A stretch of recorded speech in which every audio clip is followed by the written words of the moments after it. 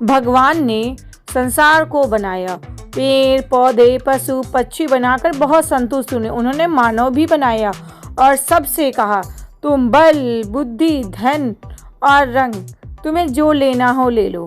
सब कुछ लेने में लगे और मैं हाय फ्रेंड्स, मैं हूं सपना और मैं लाती हूँ आपके लिए नई नई कहानियाँ। तो आज की कहानी है रंग का महत्व।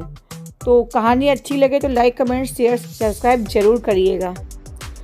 एक बार बीरबल बादशाह अकबर के दरबार में देरी से पहुंचे तो क्या देखते हैं कि दरबार समेत सभी बादशाह भी और दरबारी भी उन पर हंस रहे थे। उन्होंने बादशाह से पूछा कि बादशाह सलामत, आप सभी हंस क्यों रहे हैं? इस पर बादशाह को बहुत मस्करी सूझी। वे बोले बीरबल से कहने लगे कि बीरबल, असल में हम सभी रंगों को लेकर बात कर रहे थे। जैसे ही दरबार में सभी लोग गोरे हैं, मैं स्वयं भी गोरा हूँ, प्रजा भी गोरी है, पर उनमें से केवल तुम ही हो जो केवल तुम्हारा ही रंग है जो काला है। इसीलिए जब तुम अंदर आए तो हम सब लोगों की हंसी छूट गई। बीरबल ने हमेशा की तरह तपाक से जवाब दिया, बादशाह सलामत, आप मेरे रंग का राज नहीं जानते, इसीलिए तो ये बात कर रहे हैं। बादशाह अकबर ने उत्सुकता से पूछा, कैसा राज बीरबल? बहुत बड़ी बात है क्या बात है? तो बीरबल ने बादशाह को जवाब दिया, जी हुजूर, माफ करें, जब भगवान ने संसार बनाया तो वे पेड़ पौधे पशु पक्षी बनाकर बहुत संतुष्ट हुए थे, लेकिन फिर भी उन्हें इच्छा पूरी नहीं हुई। उन्होंने फिर मानव बना दिया। वे उसे देखकर बहुत प्रसन्न हुए। उन्होंने एक बहुत अच्छी कृति बनाई है। तो उन्होंने सभी मनुष्यों को 5 मिनट तक का समय देते हुए कहा कि वह बुद्धि बल और धन में से कुछ भी ले सकते हैं।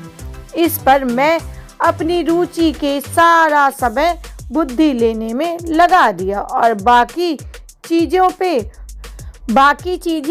लेने का समय ही नहीं बचा। आप सभी ने तो रूप और धन इकट्ठा करने में अपना सारा समय दे दिया। अब आपके लिए मैं क्या कहूँ, आप खुद ही समझदार हैं। बीरबल की बात सुनकर सब दंग रह गए। दरबार सन्नाटे में चला गया और सबके चेहरे जो हंसी से खिलखिल कर रहे थे, सबके सर नीचे चले गए।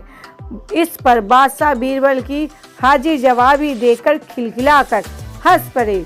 वाह बीरबल, आज भी तुमने एक नया जवाब दिया जो मेरे दिल को खुश कर गया। तुम्हारी इसी बुद्धिमता से लिए तो मैं तुम्हारे पे फिदा हूँ। तुमसे बुद्धिमान तो कोई इस धरती पे हो ही नहीं सकता।